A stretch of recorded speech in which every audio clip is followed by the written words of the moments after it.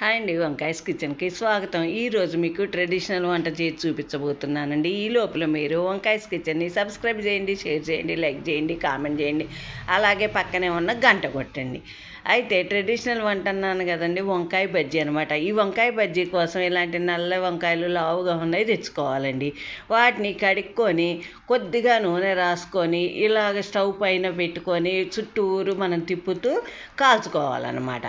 అలాగే ఒక గిన్నెలో మనము నూనె ఏమీ వేయకుండా మనకు సరిపడా పచ్చిమిరపకాయలు వేసి ఇలాగే పొయ్యి మీద పెట్టి తిప్పుతూ కాల్చాలి. లేదంటే డైరెక్ట్గా కూడా పొయ్యి మీద కాల్చేవాళ్ళు కాల్చుకోవచ్చండి. నాకైతే పచ్చిమిరపకాయలు కాల్చటం రాదు, అందుకనే ఇలా కాల్చుకున్నాను. ఆ తర్వాత మనం ఈ వంకాయలకు పై పొట్టంతా తీసి పక్కన పెట్టుకోవాలి. ఈ పచ్చిమిరపకాయలు చల్లారిన తర్వాత కొద్దిగా ఉప్పు వేసి బాగా నలుపుకోవాలన్నమాట. అవి మెత్తగా నలిగిన తర్వాత వంకాయలు కూడా వేసి వాటిని కూడా మనం చక్కగా బాగా నలుపుకోవాలి, చిన్న చిన్న ముక్కలు అయ్యే విధంగా. ఆ తర్వాత ఉల్లిపాయల్ని మనం ఎక్కువగా తీసుకోవాలండి. ఉల్లిపాయలు కూడా వేసి ఇలాగ అన్నీ కలిపి బాగా కలిపేయాలన్నమాట.